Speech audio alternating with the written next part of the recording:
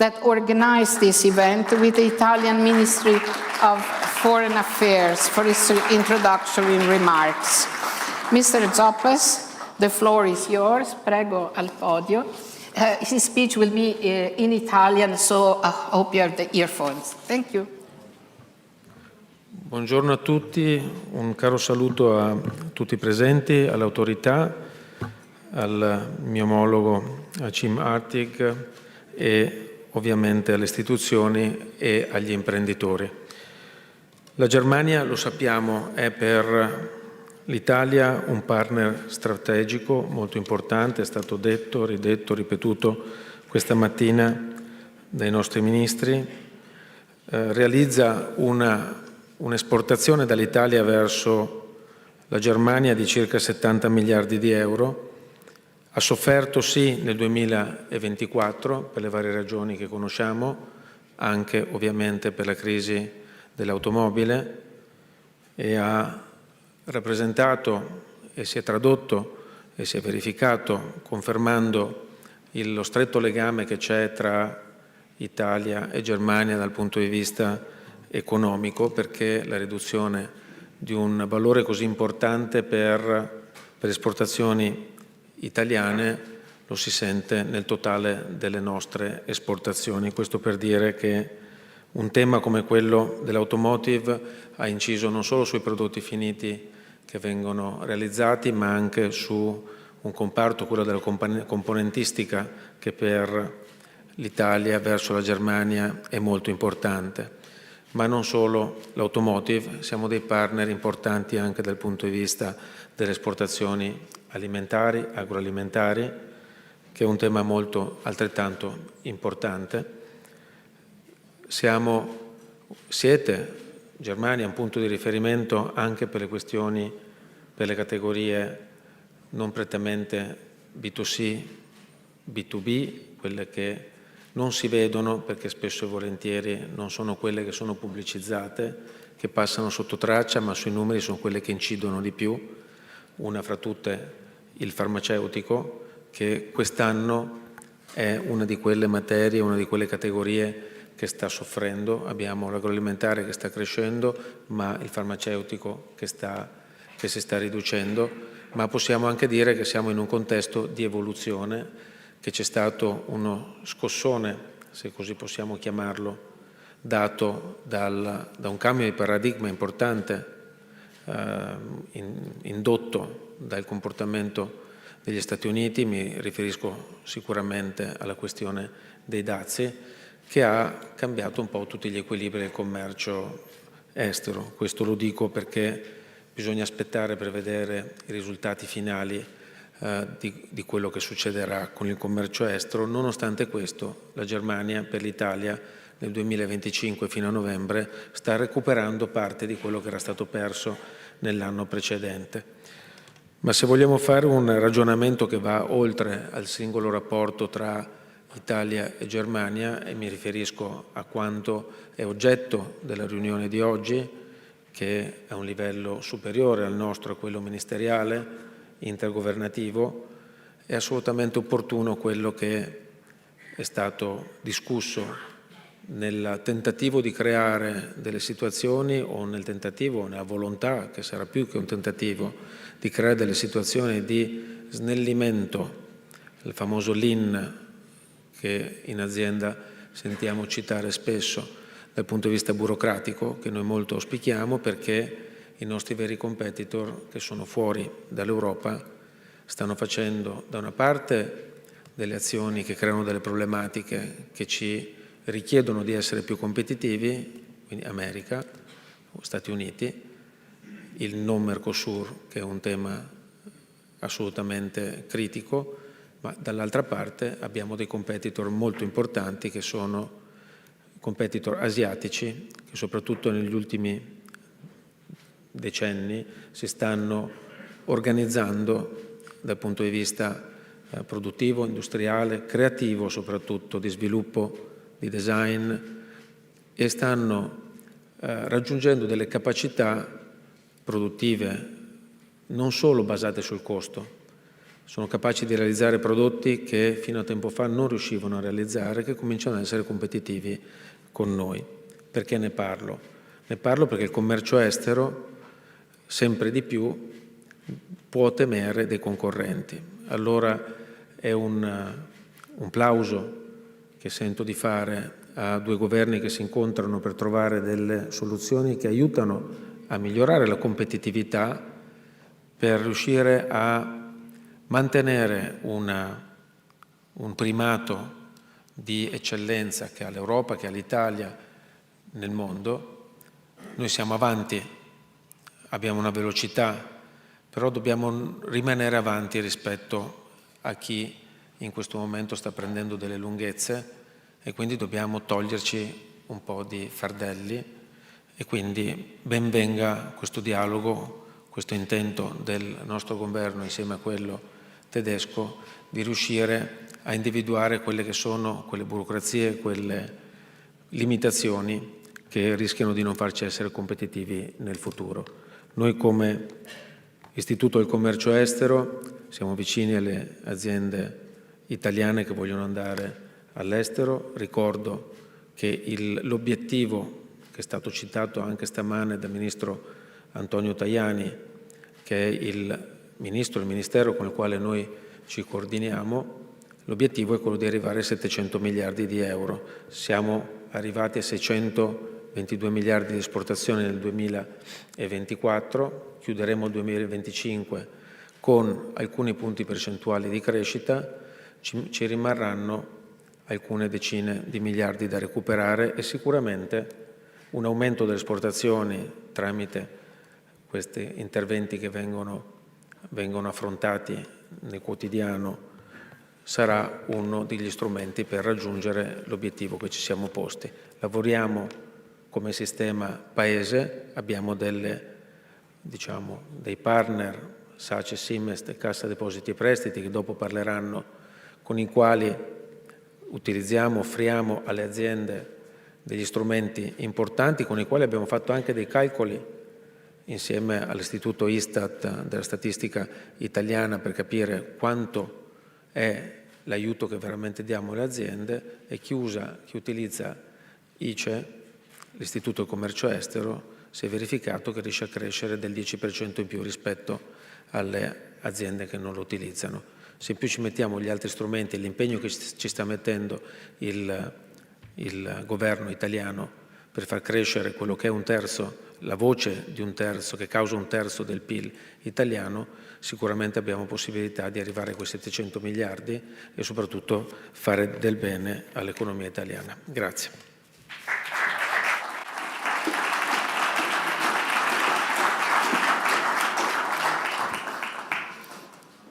Thank you, Mr. Zoppas, for your comments. And now we start the first panel. The title of the panel is Strengthening the Italy-Germany Economic Partnership in a Rapidly Changing Global Context. Quite challenging title. And so I welcome on the stage the speakers, Andrea Montanino, Chief Economist and Sector Strategy and Impact Director, Cassa Depositi e Prestiti. Ciao, please. And Stefan Pan, Vice President for the European Union of Confindustria. Welcome. Wolfgang Niedermark, Member of the Executive Board of BDI. Bitte. Achim Artig, Managing Director of the Germany Trade and Invest. Willkommen. Christian Camisa, President of Confapi. Welcome. And Roberto Parazzini, Vice President, German-Italian Chamber of Commerce, AHK, Italy. Welcome. So I kindly ask you for short and focused interventions, But from Andrea Montanino, who's going to kick off this panel, we are waiting for an economic outlook setting the frame for this Italy-Germany partnership. Thank you very much. Good afternoon, everybody. So, the economic partnership between Italy and Germany is today situated within a profound, transformed global context. There are, I believe, four main transformations we are both experiencing. The first one is the demographic, where we need to retain talents. The second is the green, because we need more energy, but also cleaner energy. The third is the technological transformation, with AI at the forefront. And the fourth is the geopolitical transformation, which has to redefine global value chains, economic partnerships, markets, and has introduced words as resilient, security, strategic autonomy. So how Italy and Germany are entering in this historical phase?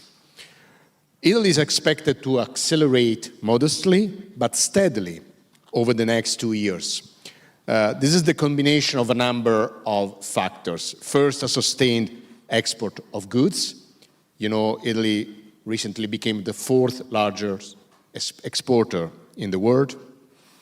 Second, a significant domestic buffer against external shocks, which is represented by household financial wealth, which today is equivalent to around 2.7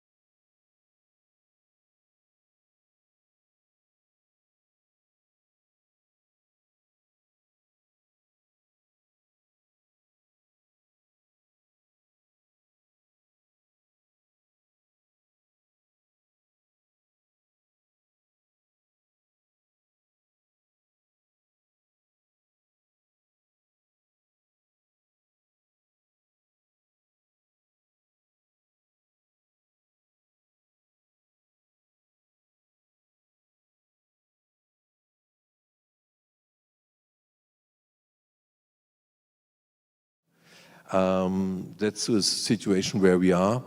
And yeah, as Mr. also put it this morning, the season of European reform starts now. Finally, that's good news from this forum, and let's hope that we see results during the course of this year.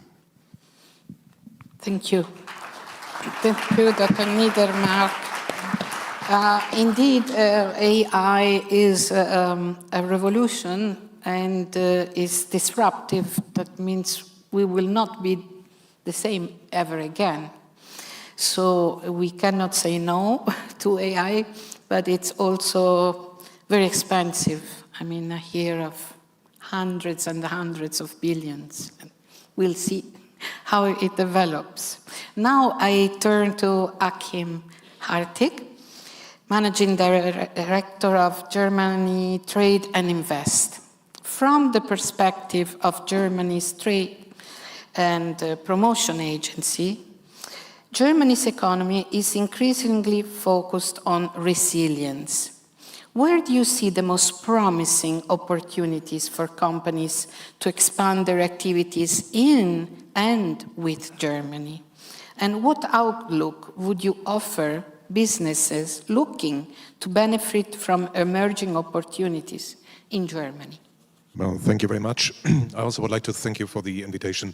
It's really a prestigious moment here to be here on the panel.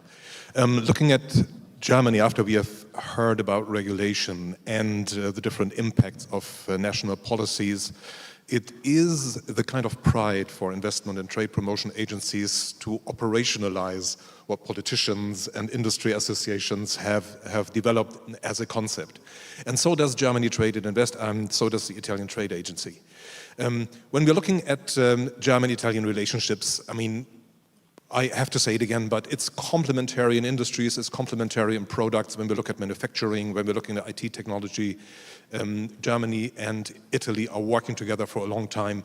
And I would say, seeing the last developments, I think Italy and Germany are making the industrial pillar of Europe again and even stronger.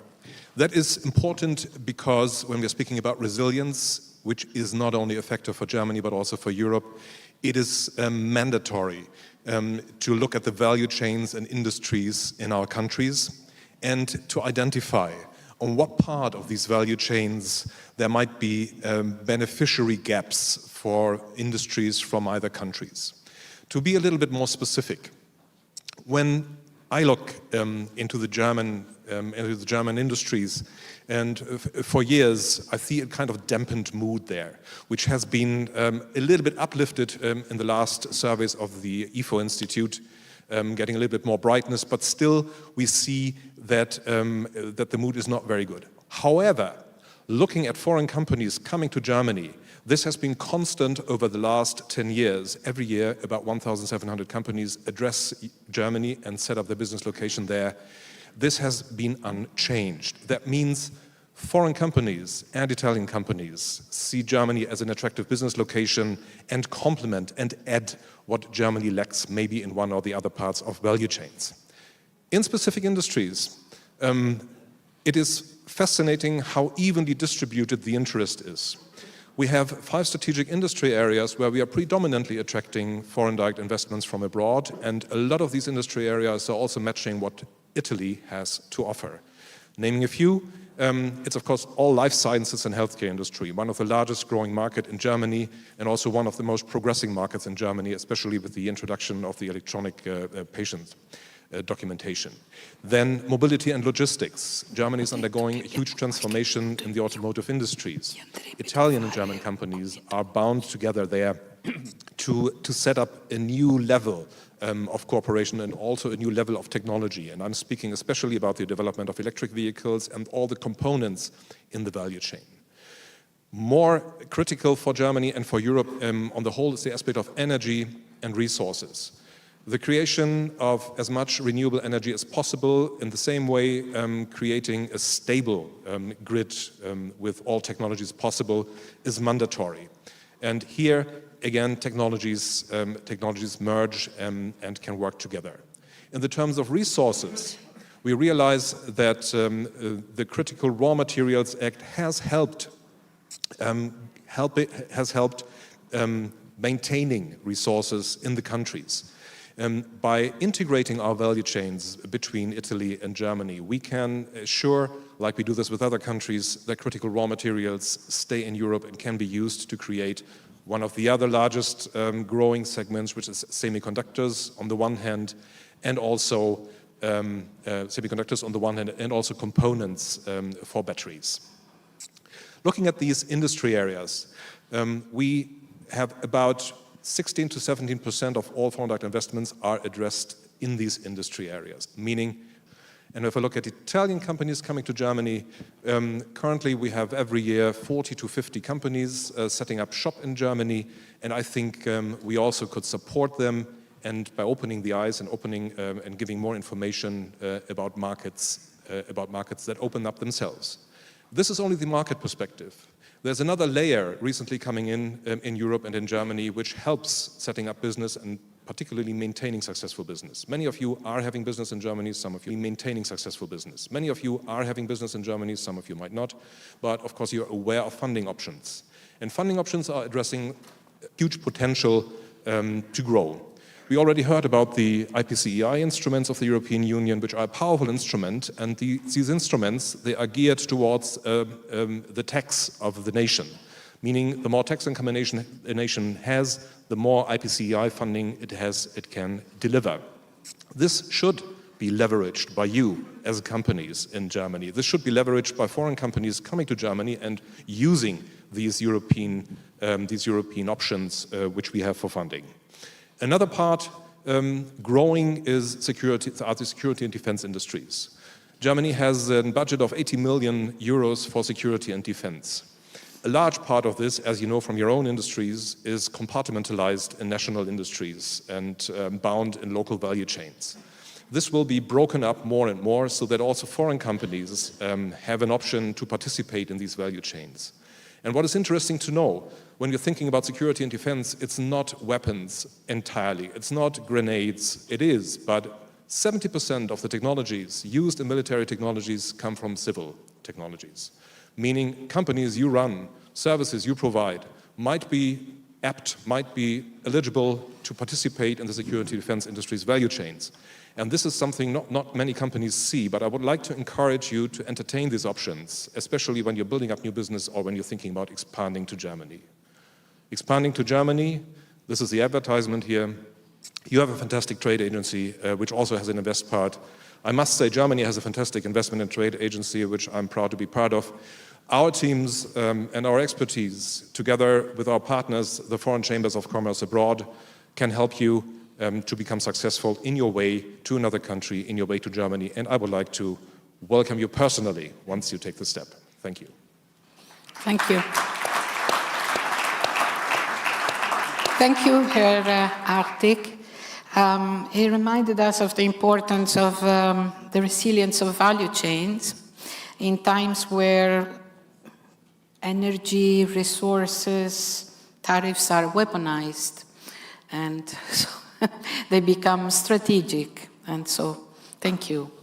Now I give the floor to Christian Camisa, President of Confapi, the association representing Italian small and medium-sized enterprises. How can we further strengthen our cooperation, particularly for the benefits of SMEs that, as we know, are the backbone of German and Italian economy? Thank you. Good afternoon, everybody. The title of the panel is Changing Global Landscape. Allow me to be more direct. I think that the global landscape is changing structurally. And when this happens, three things change: supply chain, energy cost, and the rule determining who produce and who buy. In this context, as Italy and Germany, we have a great responsibility because we are the most important country industrially in Europe. We are different but complementary. Only true data. The trade between Italy and Germany is about 156 billion of euro. We have more than 1,700 companies here in Italy with 75 billion of turnover and with 192 employees. There are no branches. They are part of our industrial system. And on the other hand, we have thousands of small and medium-sized companies, Italian companies, that are critical suppliers of German producers. The model is stalling. We have a lot of problems at this moment, in my opinion, for three reasons: energy and security, technological competition and sovereignty, and regulation at the administrative cost. As Confapi, we represent from 1947 the small and medium-sized company here in Italy, over than 100,000 companies. We don't ask for protection. We only ask to have the basic condition for compete in a base condition. We have a choice, in my opinion. Either we decide to share industrial sovereignty, or the consequence will be to become a market for technology produced in elsewhere. Following the question to the journalist, in my opinion, to increase our cooperation, we have few pillars. The first one, integration of supply chain of the future, sharing data and expertises, shifting the focus of European decision-making. The model, for example, the automotive model is dead, the current model. And I think is necessary a reconversion. For me, reconversion means joint mapping of critical supplier, rapid diversification plan, and transition finance. because, the SMEs don't risk to fail for lack of quality, but for lack of time. Lack of time to change product, to change market, to change skill. And the second pillar, in my opinion, is sharing the industrial data. Germany has a clear idea, for example, for the manufacturing X. In my opinion, Italy must be a co-founder, not an end user. And in Confapio opinion, we have to build an Italian hub for manufacturing X. The third pillar is to sharing human resources and skill, because we have the same problem, the shortage of technical talent. And in my opinion, we have to improve the Erasmus in terms of industrial cooperation. That means, for example, that the people trained in Italy can go to Bavaria and stay 6 months, come back to Veneto, and vice versa. Because we have not to brain drain, but have to have brain circulation. Another thing is related to the cooperation between our association. We are cooperating with the small and medium-sized company. I think we have to do a strong cooperation for a lot of things. This morning we talked about joint economic mission. It's a great idea. But I think that also 3 flagship position papers we ought to cite together: liquidity and payment, SMEs relief, and pragmatic technological neutrality. And another things for me very important is a proposal for the critical raw material. The goal, to reach not just a single market, not just a single currency, but a single value chain.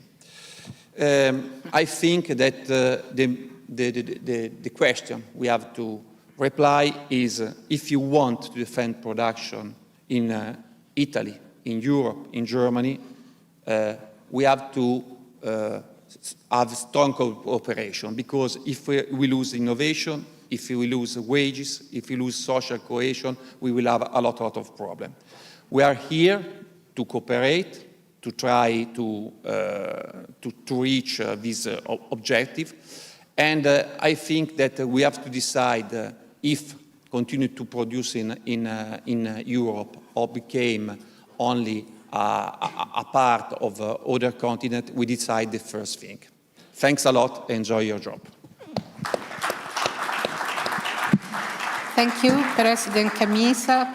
Yes, indeed, lack of time, that strikes me, because we are living in an accelerated world. And the second is talent and knowledge, and hope for maybe more cooperation between Italy and Germany, also on these universities, science labs. So we conclude this panel with Roberto Parazzini, Vice President of the German-Italian Chamber of Commerce. Dr. Parazzini, from your perspective here in Italy, how would you assess the current state of the bilateral economic partnership? So I guess I have minus 2 minutes. No, we do have time. We do have time, not maybe for a full second round, but... Okay, no, just joking. I try to give 3 very simple and quick messages, also because most I wanted to say has been said already by my predecessors. So as you said, today I represent AHK Italy, but in my daily life I run the Italian business of a German bank. Which means having to do with many entrepreneurs, many companies, many people having active relationships with Germany. And the good news is that Italian entrepreneurs love Germany and love German entrepreneurs. And German entrepreneurs love Italy and love Italian entrepreneurs. And not just because we make money with each other, not just because it's a very nice trade corridor, but because we share a lot of things. We share much more than revenues. We share let's say, the approach to work. We share the risk-taking attitude. So from the business point of view, there's nothing more to do. I'm sure that Germany and Italy can manage to be the driving forces for developing together technology solutions to build the new European industrial strategy. The same we cannot say, or maybe in the past we could not say about our political leaderships, because we remember times when our respective governments were not as friendly and cooperating with each other like today, which is another very good news. So the first thing we could do together in order to further reinforce and improve this relationship is making sure that our political leaders continue to do what they are doing now. Not just in emergency times, but forever. Saying to the businesses and to the respective countries, we are here, we help you, we back you, we want you to be successful. That's number one. Number two, to the businesses. Again, I represent AHK Italian, AHK Italy, the Italian-German Chamber of Commerce. The goal of this organization is to promote the economic cooperation between Germany and Italy, and we do it. We have been doing that for more than 100 years. We have more than 700 members, companies of any size and industry, professional firms, any kind of economic agent owning or willing to have an interest with Italy and Germany as a system. What we do basically is making sure that we create this impact. Networking, events, research, business outlook, services, whatever we can do in order to operationally make sure that our companies have an impact when it comes to the business they do with Germany. The second message I wanted to give to businesses is let's use these platforms. It was not meant to be a marketing session for HK Italy, of course, but in a way it is actually. We have a number of platforms like this one which are ready to be used by all of these economic agents. Let's make use of this because they can have a much bigger impact than doing that on a standalone basis. The third and last message I wanted to give is for every one of us. I mean, my predecessors have already very clearly stated how important it is to have a stronger Europe, to do all the nice stuff which has been depicted in the various reports, so I'm not going to repeat repeated things. We tend to blame politicians because we are late, and rightly so, maybe because they have to play their part.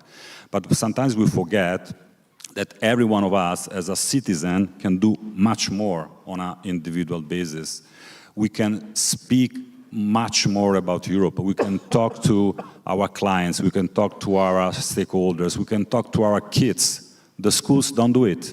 We can talk to our friends. Let's talk to them about how important it is to make sure that Europe gets stronger by implementing all the nice measures which have been described. We must get to the point where if you go to another continent and you meet an American, and the American asks you, where are you from? The answer is, I'm European. Not I'm Italian, I'm French, I'm German, I'm whatever. I'm European. That's a kind of identity for Europe that could help a lot create, even in the political class, much more awareness about how important it is to make it faster. Thank you. Thank you. Thank you, Vice President Parazzini. As a journalist as well, I had the same feeling, the same impression about Italian and German companies liking each other, and this word that we use so much for Europe, fragmentation, that we have in so many levels, but this is a level where we don't have it, I think, with the dialogue with the entrepreneurs of the two countries. So, the closing remarks, I would like Andrea Montanino to make it for me. I'll do for you. My takeaways from what we have said and what we have listened is that globalization is alive. We all talk about cooperation and we never mention the word fragmentation. Not even mention the word competition, which is a good word because competition brings innovation and all good things. But I think the idea that came out here is that in the current economic and geopolitical juncture, we need much more cooperation. And I see two levels. The first level is a more, say, political, EU-wide, as Stefan Pan said, to put forward the agendas of Mario Draghi, of Enrico Letta, and whoever has wise ideas. And this is something where Italy and Germany should together work in order to put forward these things and make things happening. And I think these two countries are strong, big enough. They are both founders of Europe, and they can really leverage on all this to achieve at EU level results. Don't forget that the two countries together represent what, 38% of the EU GDP. So it's a huge number, 140 million people, more or less. No? And then there is another level, which is the entrepreneurial level, at the level of companies, where I think it's important, really bilaterally, to find what I have that can be helpful for you and what you have that can be helpful for me. If I can just mention two examples that come to my mind, more general. Okay, we Italians have the gas pipelines. The three main gas pipelines that arrive in Europe arrive from Azerbaijan, Algeria, Libya, through Italy. You, German friends, have scrap iron that is needed for producing steel, for instance. No? So let's find things where we can really find mutual cooperation, mutual advantages. I think there are many fields, many areas. I think research is another one. We both countries have top-notch scientists, researchers, research institutes. Probably that is another area where cooperation can be enhanced. But my final word, globalization alive, cooperation more than competition. Thank you. Thank you. Join me for an applause of this very, very interesting panel. I thank all the panelists for this, and we will move on to the next panel. Thank you. Thank you. Grazie. Grazie.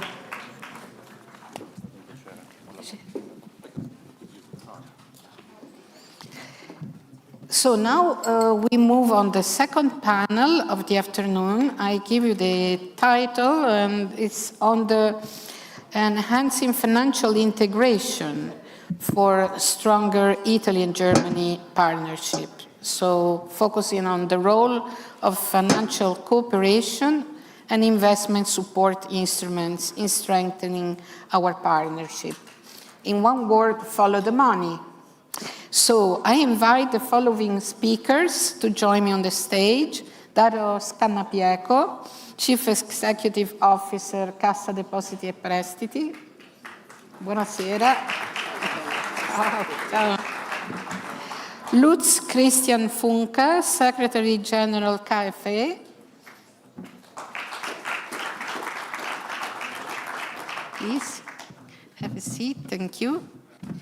Michele Pignotti, Chief Executive Officer of SACE. Buonasera. Euler Hermes, Franziska Löke, Head of International Cooperation. Please join us. Welcome. And Vittorio De Pedis, President of CIMEST.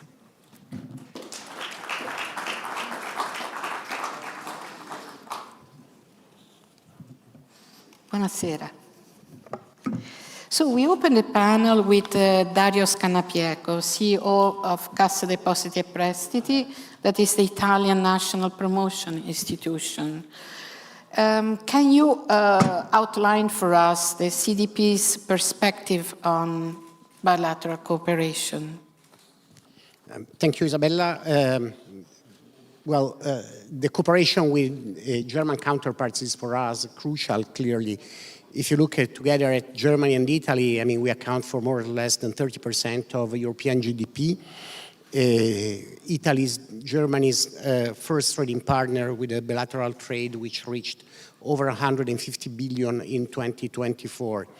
And as it was said during the former panel, the respective value chains are very much integrated. I mean, there are global value chain and the geopolitical aspects that we were mentioned also before do act in the direction of further reinforcing this value chain. And therefore, CDP clearly supports the strengthening of this vital and crucial relationship. In the last few years, we have supported Italian companies investing in Germany with more than 1.5 billion, which means mobilizing over 6 billion.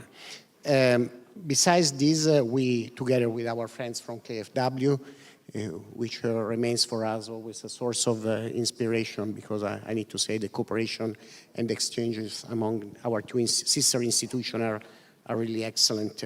We are active in pan-European initiatives such as Marguerite in the Connecting Europe Broadband Funds, and therefore there are European initiatives and fora in which we do work together. This in a framework of an MOU that we signed in 2022. Moreover, we do sit together in some organizations like European Long-Term Investors, where we do act together to promote the role of national promotional banks within the European financial scenario. You know, we are an actor that allows European funds, we as Cassa Depositi e Prestiti, to reach the Italian economy, and we therefore do together work of advocacy vis-à-vis the European institution to promote some kind of financial product which are very much needed in Europe and to utilize more their respective force. There is also, you know, another activity where we work together. Cassa Depositi e Prestiti is the Italian DFI, the Development Finance Institution, and KfW has a long experience on the ground when supporting emerging countries. There are examples of projects, for instance, in Africa, where we have joined forces to support projects. So I need to say that the cooperation among ourselves is excellent. We share the same view. As Andrea was mentioning, Andrea Montenegro was mentioning before, we share the same problem. One of all, which we all are dealing with is housing, which is affordable housing is a problem, which is a European problem, and we can be part of the solution. So I would say that besides the respective individual initiative, there is a framework of cooperation where we share the same long-term view. We see that we have to face the similar problems, and we do act to solve them together. Thank you. Thank you, Dario Scannapieco. Indeed, as you said, when you said 1 billion triggers 6 billion investments, this is the importance of working together, public and private partnership. And so this is definitely an important part of the money that we follow then for the economy. And I'll give the floor to Lutz Christian Funke, Secretary General of KfW, who is the German Public Development Bank, operating on behalf of the federal government to support the economy and growth. So, Mr. Funke, after Mr. Scannapieco, can you tell us also your opinion on the partnership between Italy and Germany and how you can support it financially? Yes, thank you very much. I think since Dario gave a bit of a picture of what we already have done, I might take the view a bit on the future. I mean, bluntly speaking, we're sitting a bit in the same boat at the moment. We're all stuck between China and the US. We have a huge lack of investment in both countries, and there's not enough growth. And obviously for us as promotional banks, that puts us a lot of pressure, so we have to come up with measures. So now, unfortunately, the situation is the same. Budgetary situation is the same. Budget is tight, okay? So that leaves not so much leeway for measures. Where does it come from? Now, Germany, you have seen, came up with 500 billion of a special program on infrastructure. Even more again on defense. Sounds really huge. At the very end, over 12 years, is not so much, honestly. So we're lacking also the investment. And maybe if I give you just a handful of examples of what all we can do, you know, if you look at this part of infrastructure, there's a lot of investments we have to do, starts from social, goes to digital, goes somewhere to security, and I think that's where we really have to find public-private partnerships. We need to find partners, we need to find private money, as you said, because we have to leverage our investment. What we can do is we can come in as an anchor investor with measures, but we definitely need then investors from outside. We have to both look, we have to sell the equity story of Italy, of Germany outside, and there is enough funds available, and we have to make them work. We need the projects. So if you look at infrastructure, energy is one of these big issues. I mean, there's a lot of what we can do. There's a lot of challenges, but plenty of opportunities. Italy is the south hub, so to speak, okay?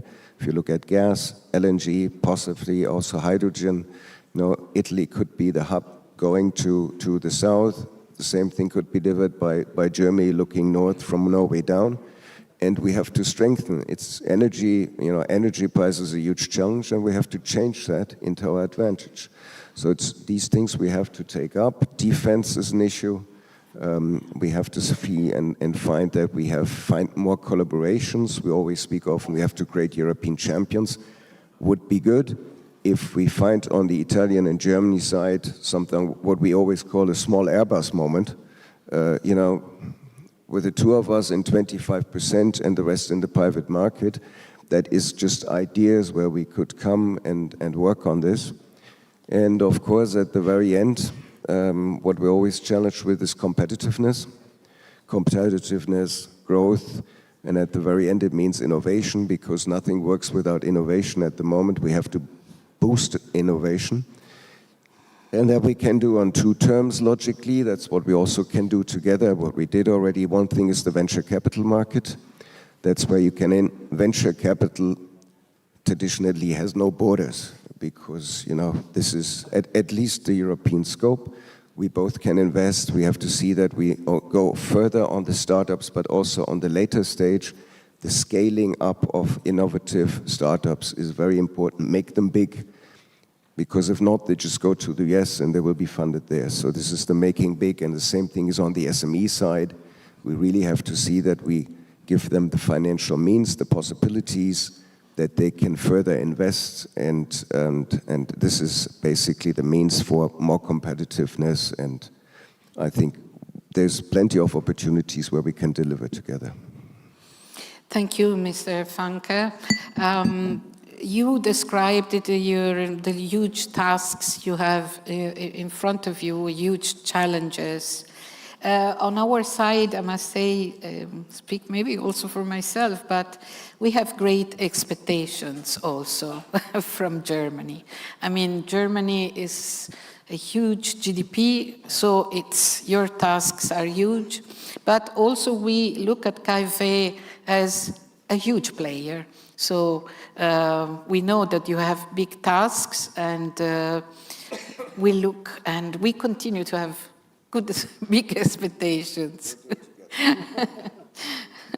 Now we turn to Michele Pignotti, CEO of SACE, the Italian export credit agency that supports Italian companies in their exports. So, Dr. Pignotti, for two manufacturing and export powerhouses like Germany and Italy,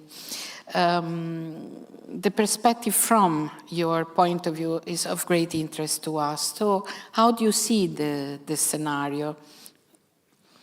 Yeah, absolutely. So I think, as it has been said already many times today, there is a strong integration between the two value chains. So there is a huge opportunity to continue this collaboration for development of reciprocal exports and for the implementation of key European projects.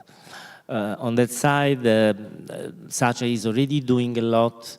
You should be aware that we already have an exposure of 7 billion of financial guarantees in Germany, supporting trade and investment in Germany.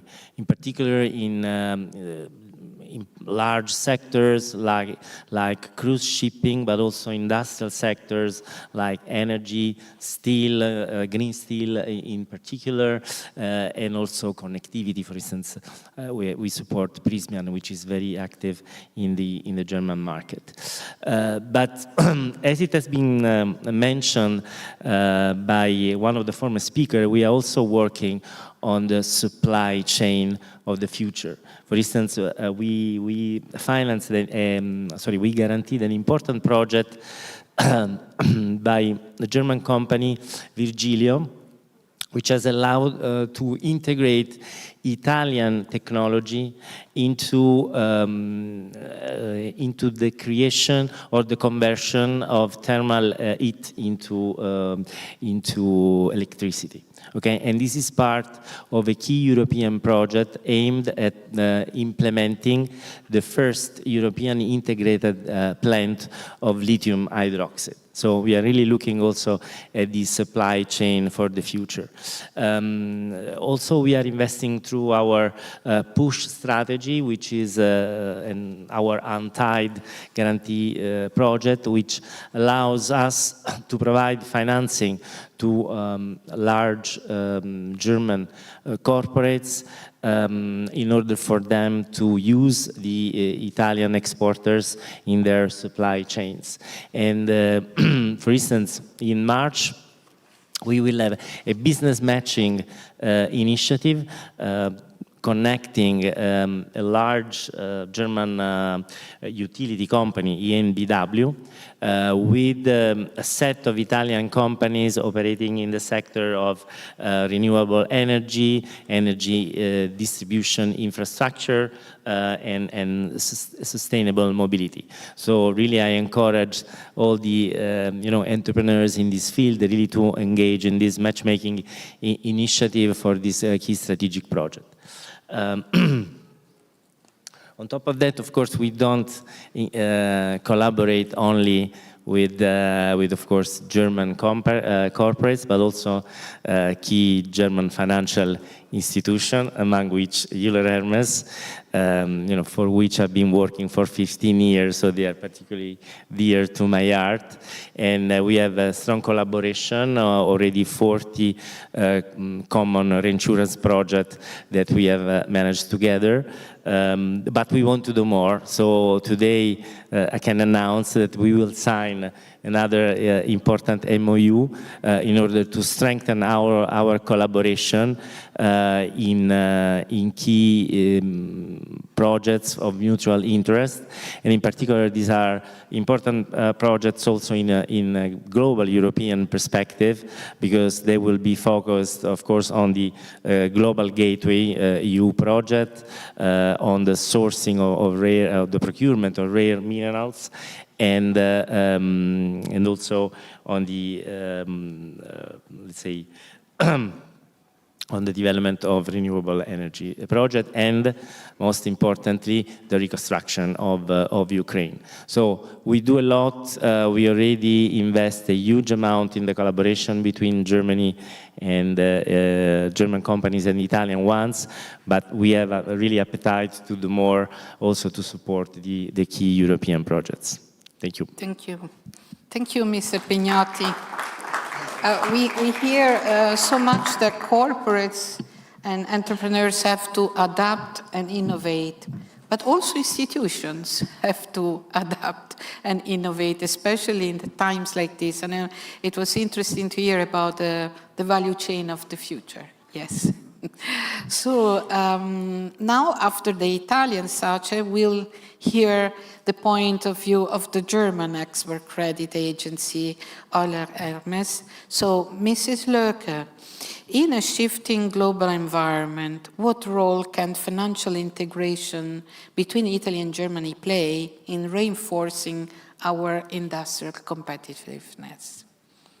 Many thanks, and I'm especially enthusiastic that this panel focuses on finance, because we all know competitive financing has become a key component of international trade.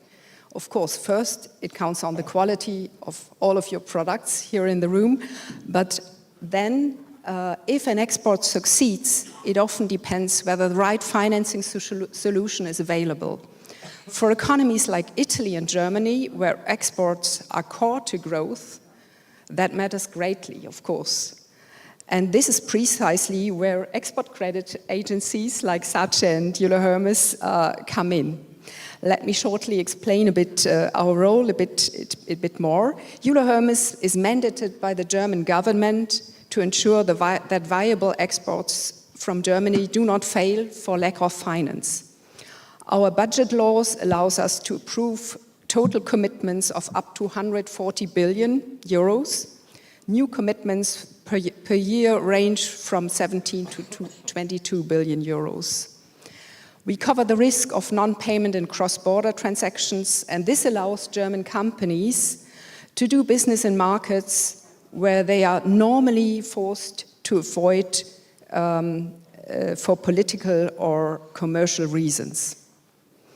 Our export credit schemes, like the one from SACE and Euler Hermes, act really as stabilizing instrument and risk absorber, not only in times of crisis, but especially also for large, complex and high-risk projects, such as those involving new technologies. Looking ahead, industrial transformation, critical infrastructure, new technologies will require investment, risk appetite, and cross-border collaboration.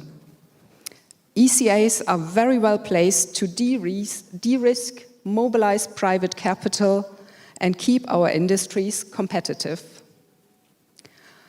Our support is not only theoretical, coming now to practical numbers, it also translates into concrete business. Over the last 25 years, Euler Hermes has supported around 5 billion euros of exports to Italy, nearly 200 million euros per year on average. Of course, this is mainly done in times of crisis, because normally Italy is a stable country, but we all know there had been several global crises in the past, and there we needed to support also each other's business trade in our countries, in Germany and Italy. Let me now have a closer look at SACE's and Euler Hermes cooperation. As already mentioned, SACE and Euler Hermes rank among the largest ECAs in the world. This reflects both our strong industrial basis and the relevance of our instruments. Structurally, our institutions, of course, face similar challenges and opportunities. The need for speed, innovation, reliability. SACE, if I may say, is perceived as an excellent trade enabler and innovative partner for buyers, exporters, and their banks. And if I may say, we at Euler Hermes often take inspiration from SACE's innovative approach. On our bilateral cooperation, I must say it's politically even concrete and of course also operational. We exchange on best practices and we often stand united in international multilateral fora, such as at European level in our Council Working Group or at the OECD. We at Euler Hermes, and I am sure I include also my colleagues from the Ministry of Economic Affairs and Energy, value very strongly our Italian counterparts for their expertise, professionalism, and reliability. SACE and Euler Hermes, as already mentioned, cooperate also closely on joint export transactions in third markets. This is based on our long-standing reinsurance agreement dating from 2000. We have jointly supported 350 billion euro projects over the last more than 20 years. And that is a substantial demonstration of what partnership can achieve, and we are confident that more opportunities will follow. Today's global environment, of course, makes our cooperation even more relevant. Global trade flows are shifting, well-known structures are under pressure, and risks, this is our business, are increasing. Our business is to cover them, of course. In such a context, close partnership among export credit agencies is not only useful, it's highly strategic. And this rationale, of course, underpins our renewed commitment by the MOU, the Memorandum of Understanding we will sign today. Of course, we cannot stop here. Also for Europe, it's now up to strengthen and scale up cooperation platforms. Under Global Gateway, there is a true opportunity to expand cooperation not only between export credit agencies, but also with development finance institutions and multilateral banks.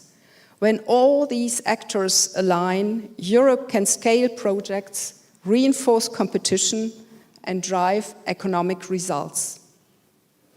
Within this European context, the Italian-German partnership plays a particularly important role.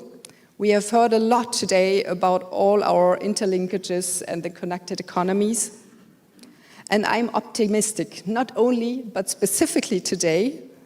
Italy and Germany, SACE and Euler Hermes, share interests, industrial strengths, and a proven record of cooperation.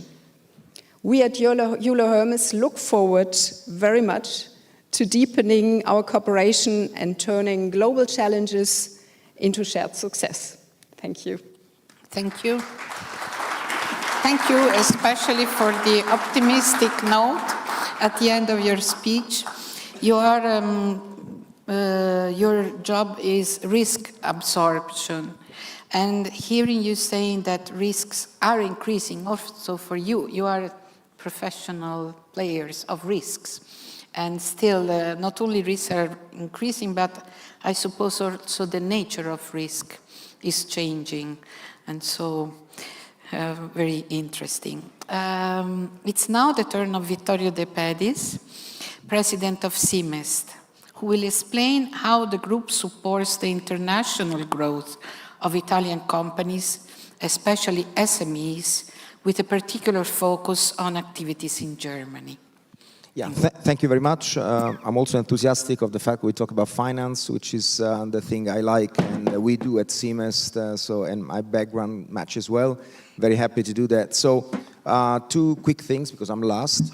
One is an economic point of view, and then 2 words about what we're trying to do with CIMEST. From the economic standpoint, we all know that Germany is a main export credit country for us, for Italian companies. So this is also well reflected in the fact that at CIMEST we are supporting about 16,000 companies for 30 billion worth of undertakings. That's a pretty large number because it's real money, and so not just coverage, it's real money. And in our activity, we have about 1,300 projects and about 1.2 billion of things happening with Germany. So it's pretty much reflecting, like for like, the importance of the strategic situation with Germany in terms of export. So we want to keep that happening.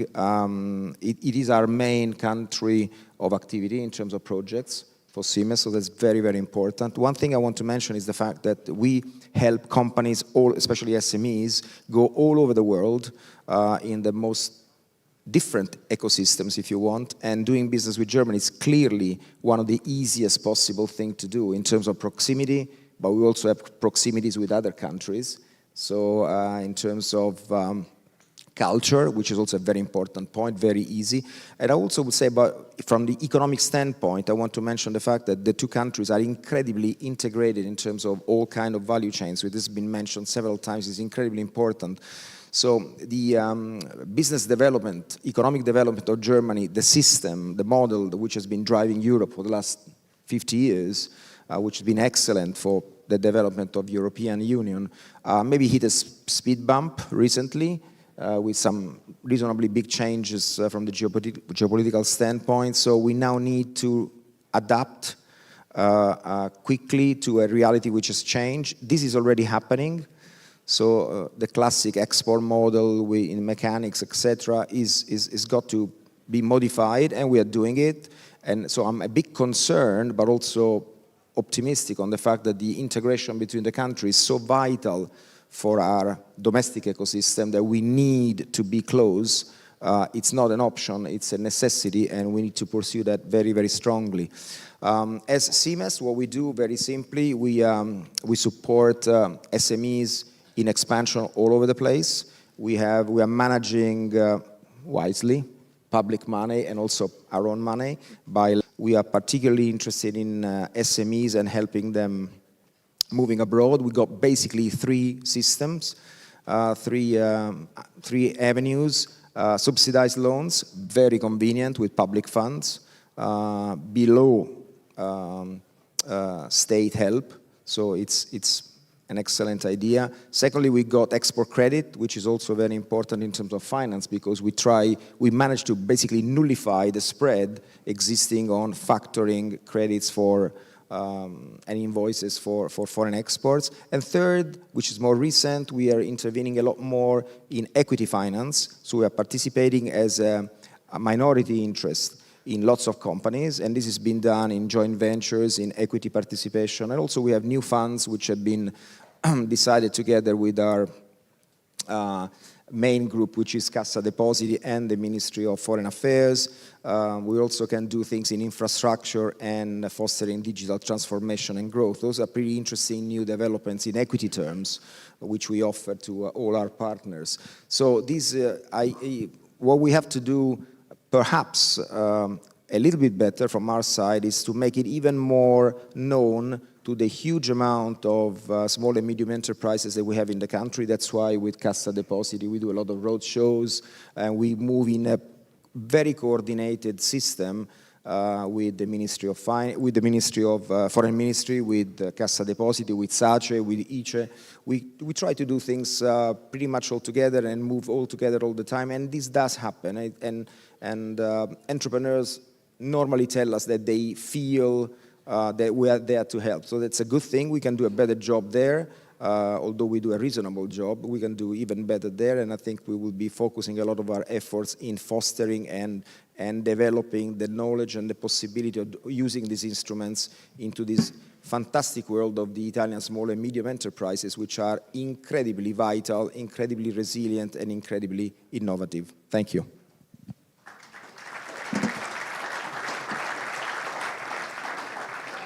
Mr. De Pedis, as you mentioned geopolitical turmoil, and you said that you had to adapt also with new instruments. I was given just a few minutes more, so I would like to pose one question, general, and see if you like to answer, because this is kind of out of the program.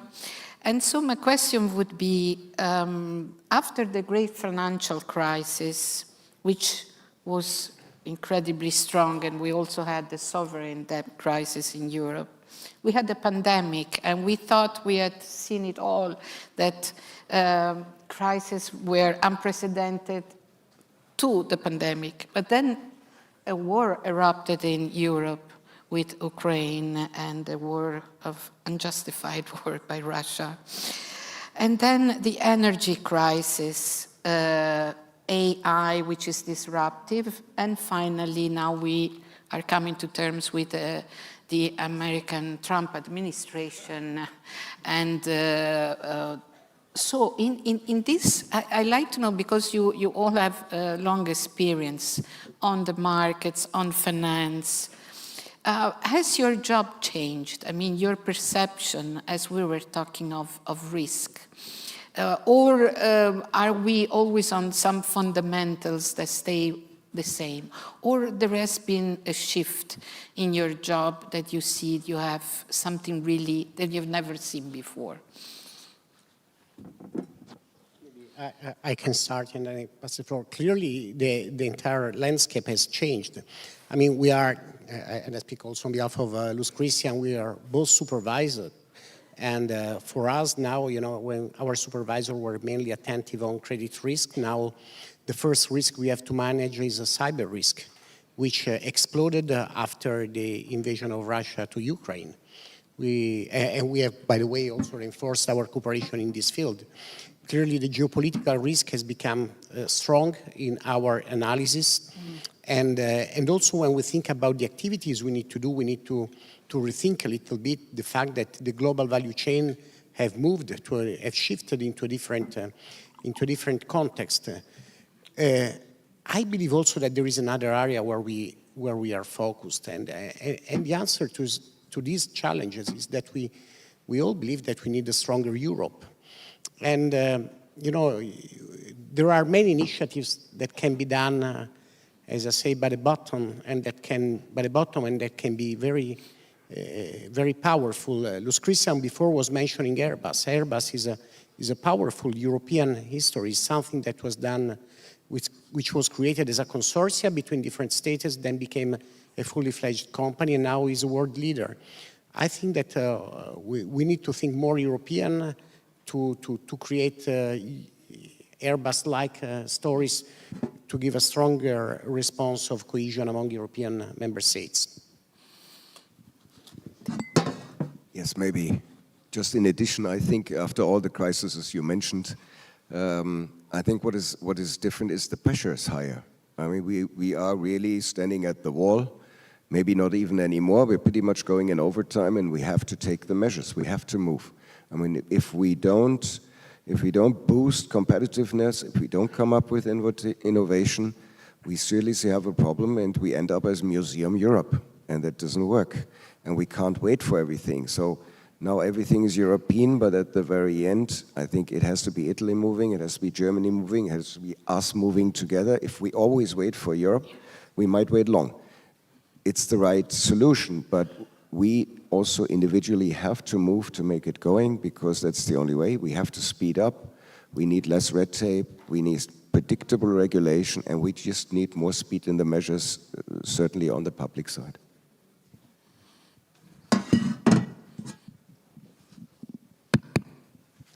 Okay, yeah, not much to add to what has been said.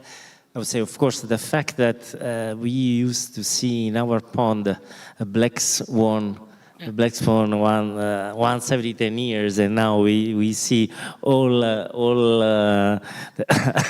swans are black, with some exception. Of course, calls for you know, all the risk managers you know, to reconsider the approach.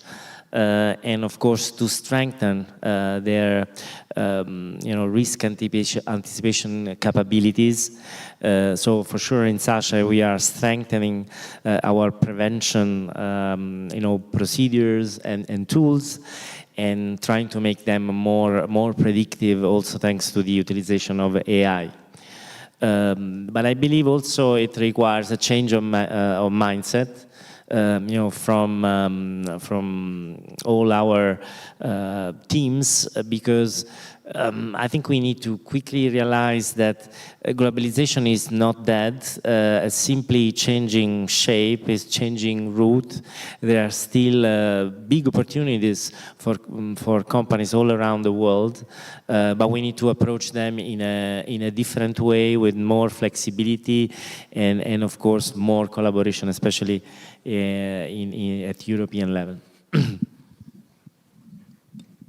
Yes, you were sticking to also the different crises we had over the last decades, where ECAs, as mentioned before, play a classical, traditional role as risk absorbers to establish business continuity in international trade. So that's a very important role. And of course, every crisis for us raises also the awareness that we are there, which is also important to be visible. But what is more a change on our side is the political awareness, and that our instrument is getting more political. Also at European level, we have now a high awareness of export credit agencies, because everyone is aware that our transformation and all the pressure we have linked to the changes we have to afford, we need a high number of investments and need to mobilize private capital. And ECAs, of course, as we work together with commercial banks, are seen as a very important partner now. I had been working in the European Commission for some of the last years, and the awareness in all the directorate generals is quite high. Also, the pressure on us is quite high, but we really, as I mentioned before, want to be strong partners in the Global Gateway strategy to foster the mobilization of private capital, and are, of course, also at national level, I think, a strong partner to support the transformation, the green transformation, where before it was not really a topic if we need to be stronger in this, in new technologies or in green transformation projects. Now it is a topic, I think, more or less in every European government for having an ECA, especially in Germany also. So the role has changed and we are getting more political. Very interesting. Yeah, my point of view on this is, I'll start from what Dario said about competitiveness, which is a key point here in our global competition around the world. We professors always frequently talk about multifactorial productivity, which is a very complicated thing to say. That is the competitiveness of a system beyond people and capital. We got people and capital in Europe in excellent, both in abundance. How comes that we lack in competitiveness on a global basis? So we need to adopt things like AI, as Michele said, and adapt as fast as we can to the new situation.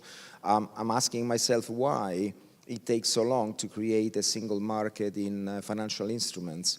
Why it takes so much time, where we have so many discussions with our German friends about creating a single market for deposits, insurance. Why it takes so much time to create a unified stock exchange.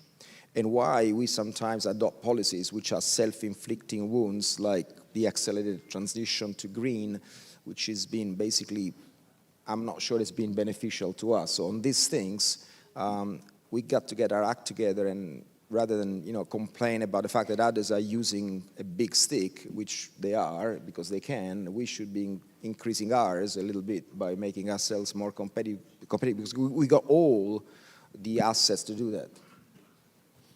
Thank you. Well, join me in an applause for this very, very interesting panel. Thank you. Grazie. And now we will move to the high-level session with the participation of our prime ministers of Italy and Germany. I remind you that it's in Italian and German, so if you need simultaneous translations. In the meantime, I ask for someone to, yes, the stage will be arranged, and then I think it will be still a few minutes.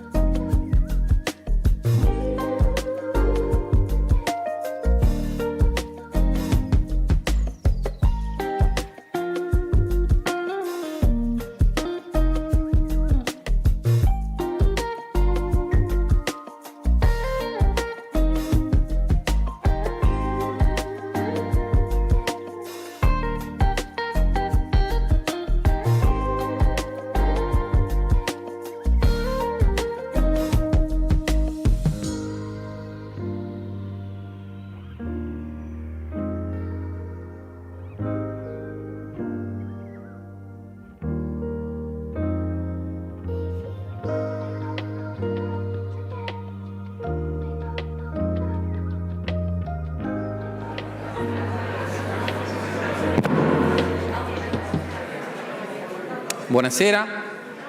La conferenza stampa a Villa Doria Pamphili è finita, quindi il Presidente del Consiglio e il Cancelliere si stanno muovendo per venire qui. In una decina di minuti forse potremmo iniziare. Grazie.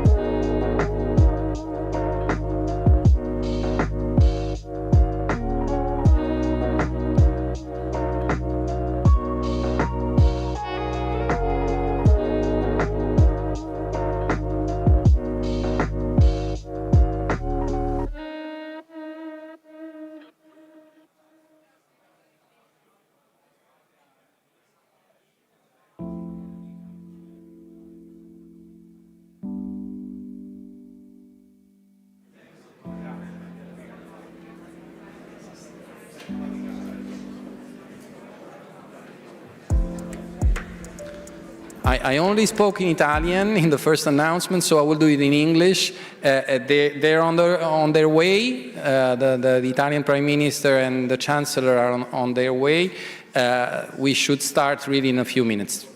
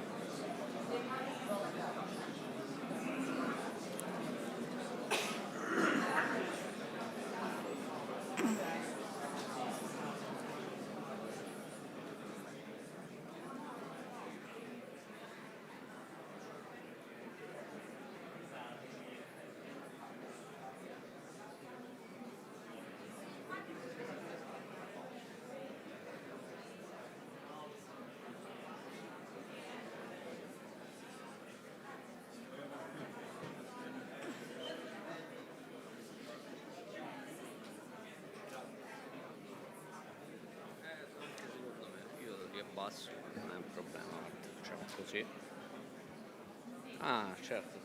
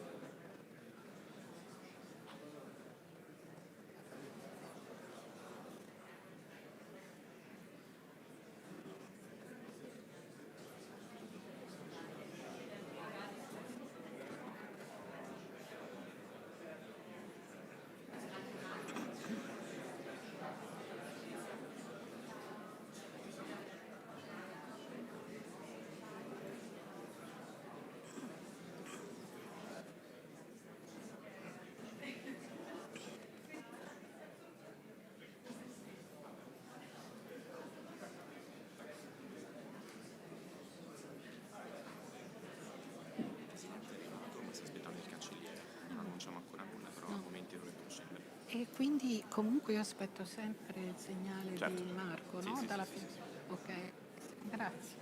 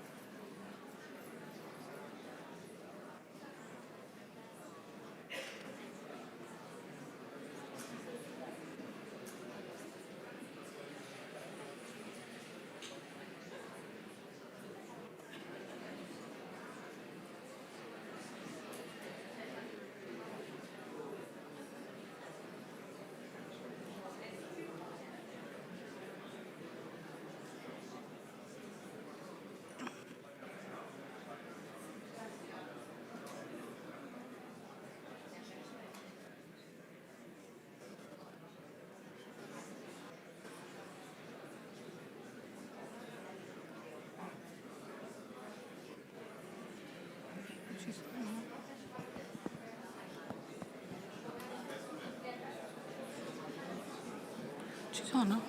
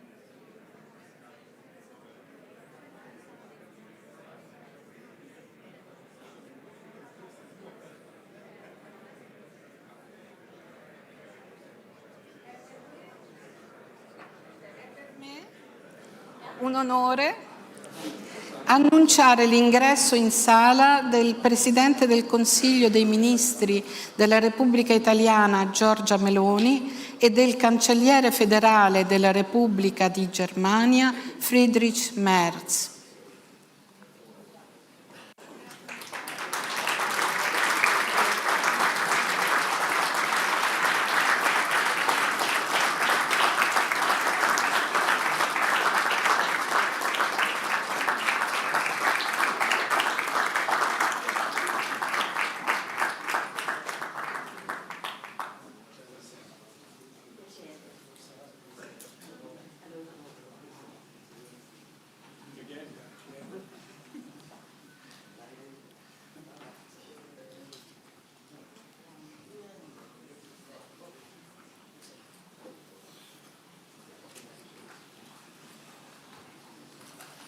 Nel rinnovare il benvenuto ai nostri capi di governo e nel ringraziarli per onorare questo forum con la loro presenza, invito al podio il Presidente del Consiglio Giorgia Meloni per il suo indirizzo di saluto.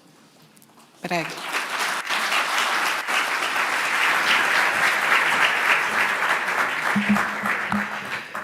Dunque, buon pomeriggio a tutti, grazie della vostra presenza, scusateci per il ritardo, ma è stata, diciamo, una giornata di lungo e proficuo lavoro. Con il cancelliere Merz ci tenevamo ad essere qui oggi, anche se per un breve saluto, perché questo Business Forum segna il momento conclusivo di una giornata che io penso rappresenti l'inizio di una stagione nuova nei rapporti tra Italia e Germania.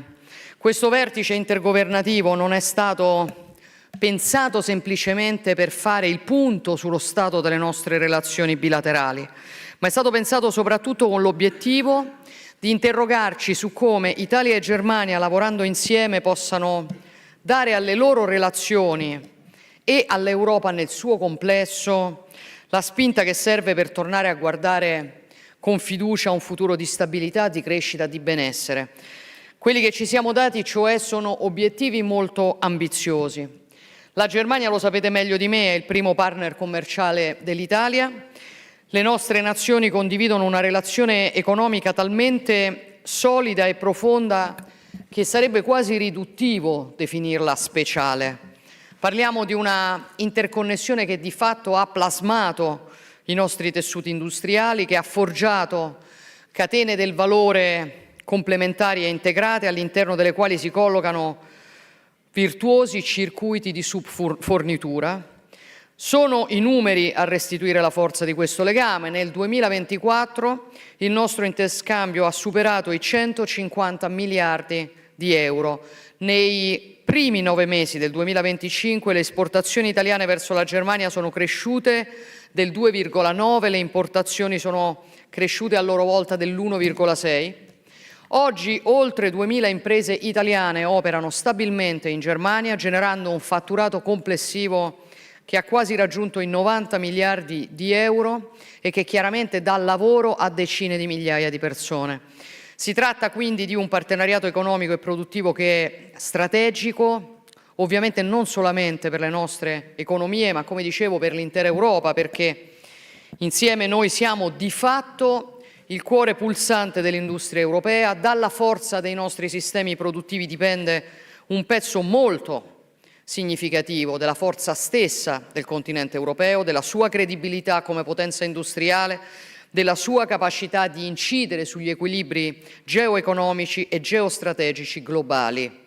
Se Italia e Germania collaborano, se le due principali economie manifatturiere d'Europa trovano sempre maggiori punti di contatto e lavorano a una piattaforma comune di azione, si possono raggiungere risultati estremamente significativi per le nostre imprese, per i nostri lavoratori, per i nostri cittadini. Noi dobbiamo essere pienamente coscienti di questo ruolo, soprattutto in una fase tanto complessa dello scenario globale, dove l'incertezza diventa sostanzialmente sistema e dove la velocità delle trasformazioni, non solamente economiche e produttive, ci impone una straordinaria capacità di adattamento e di reazione. Navighiamo in un quadro che molto spesso ci disorienta, a volte potrebbe addirittura spaventarci, ma che al tempo stesso ci offre grandi opportunità e che, come dice la parola stessa crisi, che arriva dal greco crisis, decisione e scelta, ci impone di decidere, di scegliere. Scegliere, cioè, se noi vogliamo perseverare in scelte illogiche, autolesionistiche per i nostri sistemi produttivi, come per diverso tempo l'Europa ha fatto, condannare quindi definitivamente il continente al declino industriale, alla desertificazione economica, all'irrilevanza strategica, oppure possiamo scegliere di assumerci la responsabilità del ruolo che abbiamo e di farci promotori di un cambio di passo che deve essere radicale per rinnovare la visione strategica, le regole e le procedure che governano oggi l'Unione Europea e che mai come oggi dimostrano i loro limiti e le loro contraddizioni. Ecco, io penso e credo in questo di condividere il pensiero del cancelliere Merz, il mio amico Friedrich. Penso che Italia e Germania sui temi strategici possano e debbano assumersi questa responsabilità per cambiare quello che non ha funzionato in questi anni e per tracciare nuove prospettive di azione, prospettive concrete, prospettive pragmatiche, prospettive di buon senso. Non partiamo da zero, ma da una sintonia che con il cancelliere abbiamo registrato in questi mesi su molti dossier, a partire da quello che riguarda un tema cruciale per il futuro stesso delle nostre economie, che è la competitività delle nostre imprese.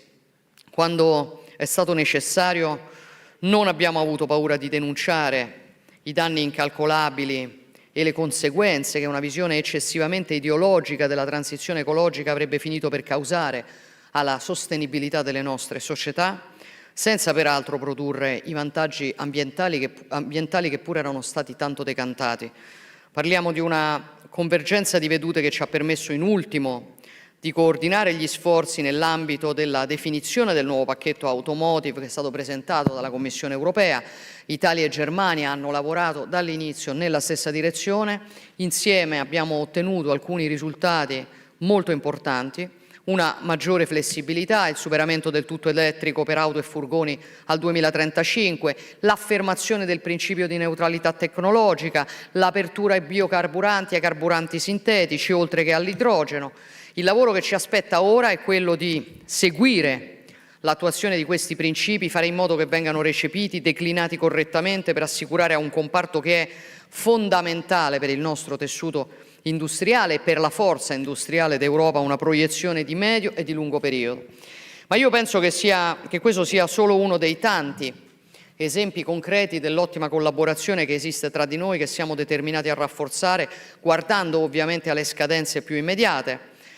Penso ad esempio, ed è stato oggetto di una parte significativa dei nostri colloqui di oggi e non solo, al vertice informale sulla competitività del prossimo 12 febbraio a Bruxelles, chiamato a delineare le decisioni che il Consiglio europeo di marzo dovrà assumere in questo ambito. È un appuntamento che chiaramente è molto importante per noi, all'interno del quale sono convinta che Italia e Germania abbiano tutte le carte in regola per svolgere un ruolo assolutamente decisivo. E qui voglio fare una brevissima digressione. Penso che ci sia un fondamentale punto in comune nella produzione delle nostre due nazioni, ed è la qualità riconosciuta dei nostri prodotti. Made in Germany, Made in Italy sono marchi che significano prodotti di alta qualità. Se volessimo seguire dei cliché semplificati, si direbbe che il prodotto tedesco è un prodotto che è garanzia di affidabilità e di solidità, il prodotto italiano è garanzia di attenzione ai dettagli, di creatività, di bellezza. Possono sembrare semplificazioni, ma non lo sono, perché il punto è che la forza della nostra produzione industriale in un contesto globalizzato, soprattutto in un contesto globalizzato, non può che essere la riconoscibilità del marchio come garanzia di alta qualità, e su questo Italia e Germania possono essere un modello e sono un modello per l'intero continente europeo. Detto questo, io sono molto contenta di aver sottoscritto oggi con il cancelliere Merz un contributo di riflessione italo-tedesco che vuole focalizzare il dibattito su alcune direttrici a nostro avviso fondamentali per il presente e il futuro dell'Europa.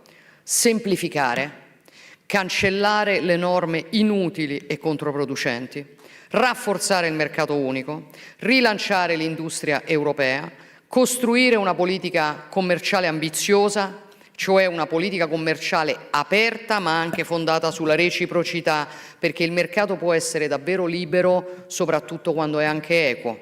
È un documento che condivideremo con il Presidente Costa, con la Presidente von der Leyen, con la Presidente Metsola, con i nostri colleghi del Consiglio europei e che ci auguriamo possa diventare una concreta base di lavoro per portare avanti un programma comune di rilancio dell'industria, di valorizzazione di quei settori che ne costituiscono l'ossatura fondamentale, dall'automotive, come dicevamo, fino alla siderurgia, dall'industria chimica alla farmaceutica, dalle infrastrutture fino alla difesa.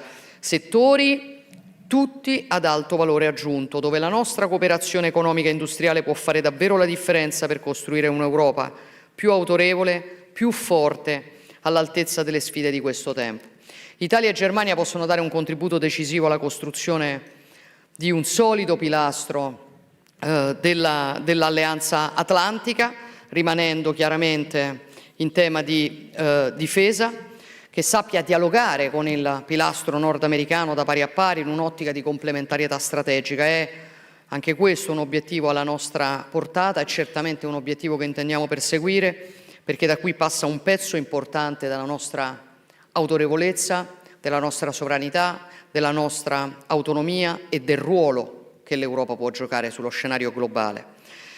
L'accordo sulla cooperazione in materia di sicurezza, difesa e resilienza, che pure oggi abbiamo firmato con il cancelliere tedesco, riafferma questo obiettivo strategico, punta a valorizzare le eccellenze che le nostre realtà industriali sono in grado di sviluppare nei diversi domini, dalla cantieristica fino allo spazio. La competitività è per noi la priorità assoluta, perché senza un'industria forte non può esserci coesione sociale, non è possibile garantire la sicurezza dei nostri cittadini.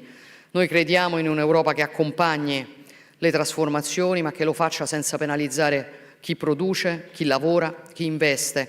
Un'Europa che semplifica, che sostiene le filiere strategiche, che valorizza e difende il proprio tessuto economico e produttivo in un contesto globale che è chiaramente sempre più sfidante, sempre più competitivo. Un'Europa capace di costruire le sue catene d'approvvigionamento, di limitare le troppe dipendenze strategiche che la espongono, di rifiutare l'approccio ideologico che l'ha indebolita in questi anni. Un'Europa consapevole del suo ruolo geostrategico, capace della lungimiranza necessaria a sviluppare le interconnessioni economiche, energetiche e infrastrutturali al suo interno, certo, ma anche verso altri quadranti del mondo. E quindi, caro Friedrich e carissimi amici, ringraziando le tante autorevoli personalità che ci hanno aiutato a dare profondità a una giornata importante come questa attraverso questo Business Forum. Noi viviamo tempi chiaramente complessi, tempi segnati dall'imprevedibilità, dall'incertezza, ma io credo che ci sia un punto fermo dal quale possiamo ripartire. Siamo grandi potenze industriali, i nostri imprenditori e i nostri lavoratori hanno saputo dare il meglio soprattutto nei momenti di difficoltà, anche quando la tempesta sembrava non dare scampo, quando il vento era talmente impetuoso che pareva impossibile riuscire a mantenere la rotta.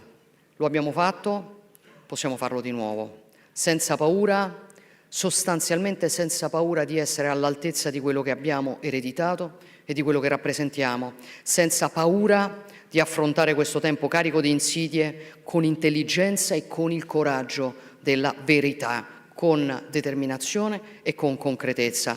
Penso cioè, e concludo, che la storia ci ha offerto un'occasione. Io penso che non ci resti che coglierla. Grazie ancora a tutti, grazie Friedrich per questa giornata importante.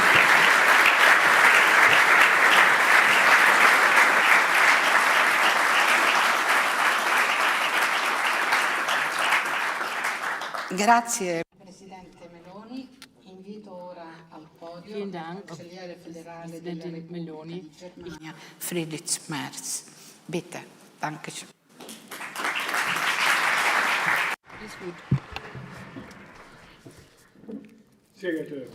Signora Presidente del Consiglio, cara Giorgia Meloni, signore e signori, grazie per essere venuti tutti a Roma in modo da poterci incontrare oggi a conclusione del vertice italo-tedesco e che ci possiamo vedere in questo forum imprenditoriale. Grazie anche per la pazienza che avete avuto, perché abbiamo un certo ritardo rispetto al programma, ma in effetti questo è dovuto al fatto che abbiamo dei rapporti veramente buoni, con degli ottimi colloqui molto fruttuosi a livello di governi, e abbiamo anche concluso una serie di accordi che accompagneranno la nostra collaborazione nel 2026 e anche in futuro.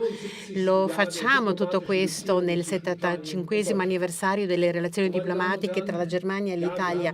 Signore e signori, se abbiamo una scaletta di impegni molto densa, questo è differente rispetto alle relazioni dopo la Seconda Guerra mondiale, quando Konrad Adenauer è venuto in Italia per la sua prima visita. Allora praticamente ha trascorso una settimana intera a Roma, e abbiamo ancora il programma di questa sua trasferta, e in 2 giorni di questi 7 ha fatto colazione verso le 2 del pomeriggio, e nel dress code aveva il cut e il cilindro. Oggi abbiamo un pochino monotempo e siamo anche più semplici per quello che riguarda il dress code, e vorrei affrontare quindi rapidamente alcuni temi già affrontati da Giorgia Meloni. Voglio introdurre dicendo che i nostri 2 governi sono veramente sulla stessa posizione per quello che riguarda la situazione generale. Già da lungo i rapporti italo-tedeschi, le nostre relazioni non erano così buone come lo sono ora. Collaboriamo strettamente a livello bilaterale, ma anche nell'Unione Europea, e quindi siamo arrivati questa mattina presto da un incontro del Consiglio Europeo di ieri. Questo incontro di ieri, signore e signori, è stato veramente necessario per evidenziare che nessuno deve dubitare della risolutezza dell'Unione Europea per quello che riguarda la capacità di reazione, per esempio alla minaccia di nuovi dazi. E anche il nostro incontro di ieri ha contribuito a far sì che questo potesse essere evitato. Vogliamo dei mercati aperti, vogliamo il libero scambio, vogliamo più competizione e soprattutto vogliamo più competitività dell'industria europea. E noi vediamo la Germania e l'Italia costituiscono i 2 maggiori paesi industriali dell'Unione Europea, e la Germania e l'Italia sono unite a livello strutturale, e questo non succede ad altri livelli dell'Unione Europea. Per esempio la nostra industria con delle forti piccole e medie imprese, con grandi aziende, ma anche imprese del ceto medio a condizione familiare. Abbiamo alcune industrie come l'automotive, l'industria dell'ingegneria meccanica, e ci sono tanti che in queste industrie, anche qui in sala, lavorano in queste industrie, sviluppano assieme delle attività e hanno delle aziende assieme, e quindi al termine di questo vertice italo-tedesco siamo venuti qui da voi a questo forum imprenditoriale. Abbiamo 2 obiettivi. In primo luogo, in questa Unione Europea vogliamo essere più capaci di difendersi di quanto non fosse negli anni e decenni scorsi, e quando parliamo di capacità di difesa, quando parliamo di minaccia alla nostra sicurezza, non sono solo minacce militari come conoscevamo in in passato, sono minacce ibride, minacce che riguardano anche voi nelle vostre aziende, aziende per esempio dell'infrastruttura digitale, della nostra sicurezza anche nelle reti per i dati. Quindi assieme dobbiamo fare di più e siamo determinati a farlo noi, Germania e Italia, ma anche con l'Unione Europea. Il secondo obiettivo, tutto ciò ci riuscirà solo se saremo più capaci, saremo più competitivi.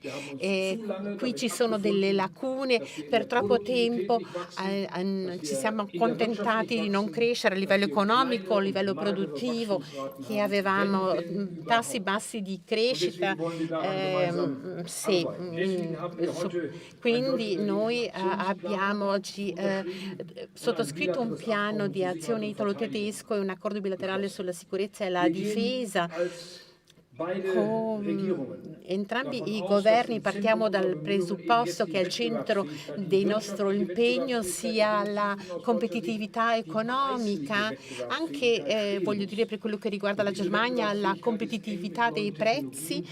Questo è al centro delle nostre attività, collegato con l'innovazione, perché noi nel XXI secolo dobbiamo arrivare, possiamo rimanere leader, e quindi è importante la leadership tecnologica. Come governo federale abbiamo un'agenda molto ambiziosa dell'alta tecnologia, vediamo molto potenziale con la cooperazione e l'innovazione con l'Italia e siamo lieti che voi signori e signori nel vostro programma Smart Italy abbiate riconosciuto questo potenziale e vorrei fare alcuni esempi di cooperazione. L'automotive, Giulia l'hai appena detto, è un pilastro centrale sia in Germania che in Italia. Vogliamo trovare le migliori soluzioni per mantenere la competitività anche in questo spirito. Non lo facciamo unitarmente, ma lo facciamo con una apertura tecnologica. Vogliamo dare degli obiettivi anche per quello che riguarda la protezione del clima, però come voi raggiungerete questi obiettivi non li possiamo decidere noi politicamente. Voi dovete prendere queste decisioni tecnologiche e qui dobbiamo trovare le migliori tecnologie per noi e per il mondo, anche nel settore spaziale, per quello che riguarda l'avanguardia.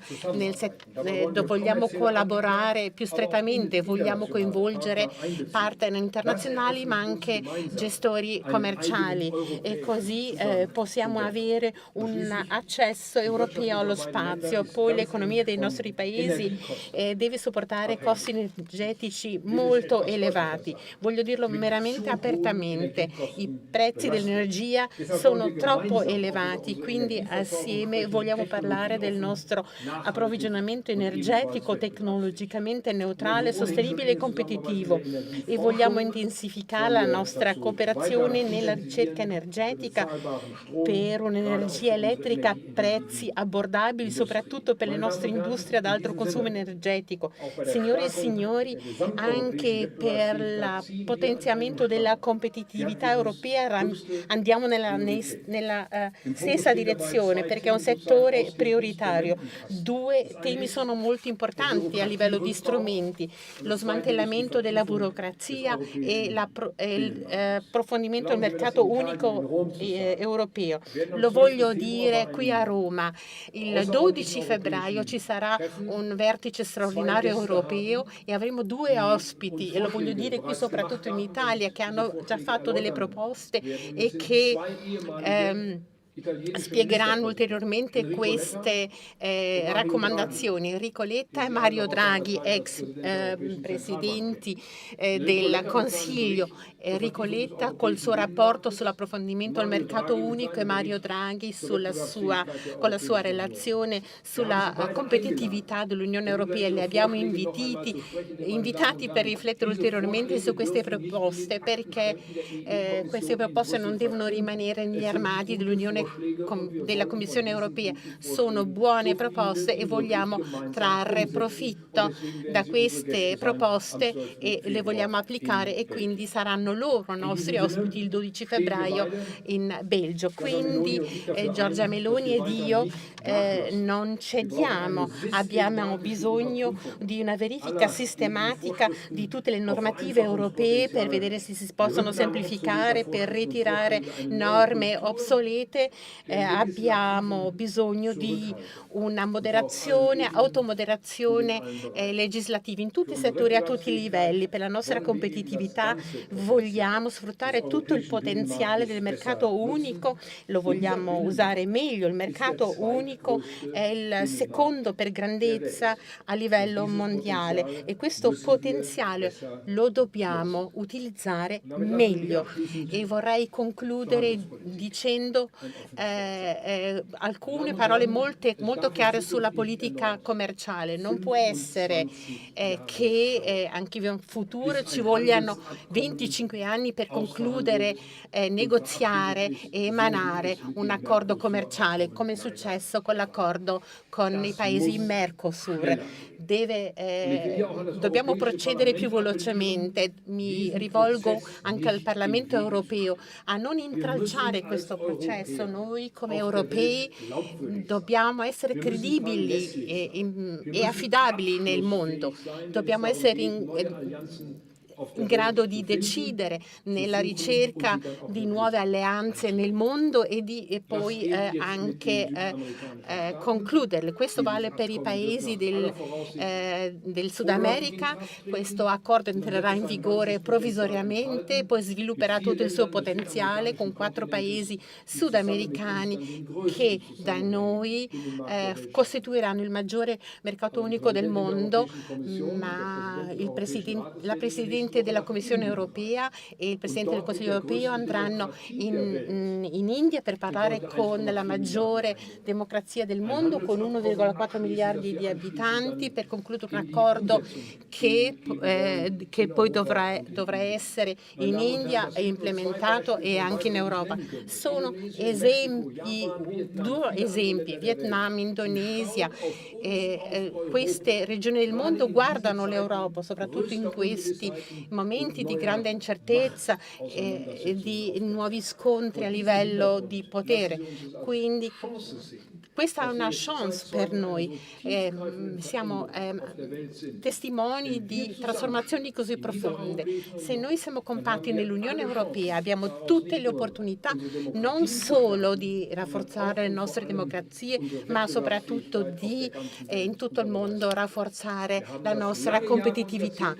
Per molti anni e decenni ci siamo riusciti, per l'Unione Europea è sempre stata particolarmente forte, se era in affanno, se era sotto pressione. Questo è successo quando è stata fondata, questo è successo al momento del mercato unico, in parte anche durante la creazione dell'Unione monetaria, e oggi si ripone questa domanda: siamo in grado nel mondo di imporci, siamo determinati, siamo forti, siamo affidabili e soprattutto siamo coesi verso l'interno. Questo riguarda per il rapporto interno, riguarda soprattutto per il rapporto tra la Germania e l'Italia. Grazie di nuovo, grazie Giorgia per questa eccezionale ospitalità oggi a voi, grazie signore e signori per essere venuti dalla Germania e anche a voi come padroni di casa in Italia. È veramente bellissimo vedere questa collaborazione. Lo posso dire anche per tutti i ministri settoriali che hanno avuto degli ottimi colloqui con ottime proposte. Lo posso dire a nome mio e anche di Giorgia che siamo disposti a continuare questa strada nell'Unione Europea sfruttando queste opportunità, accompagnarci su questa strada e poi un giorno in retrospettiva potremo dire è stato un momento difficile, abbiamo tratto le decisioni giuste, andiamo nella giusta direzione e abbiamo fatto in modo che l'essenziale rimanesse libertà, pace in Europa, benessere e una equità sociale in misura sufficiente in questo continente dove abbiamo la fortuna noi tutti di vivere.